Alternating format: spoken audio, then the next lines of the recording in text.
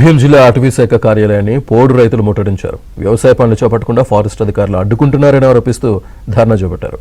60 ఏళ్లుగా పోడు వ్యవసాయం చేసుకుంటున్న రైతులను అధికారులను భయభ్రాంతులకు గురిచేస్తున్నారని ఆగ్రహం వ్యక్తం చేశారు. ఆందోళనకారులకు ఆసిఫాబాద్ ఎమ్మెల్యే కోవలక్ష్మి మద్దతు తెలిపారు.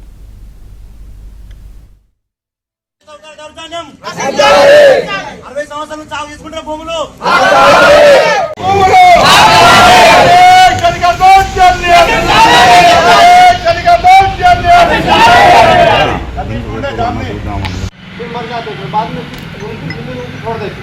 ऐसा तो नहीं छोड़ते, जब तक हम जिंदे जब तक हमारी जमीन हमारा हक हम लड़ते, उसके बाद में फिर हम क्या करते वो नहीं मालूम।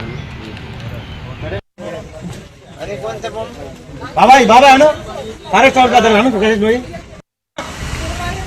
अरे सब का मदद करने अरे దౌర్జన్యం లాగా ఒక తుపాకులతో నిన్న హైదరాబాద్ ఆల్రెడీ తీసుకుపోయి అక్కడ మేము చెప్పినా కూడా నిన్న పోయి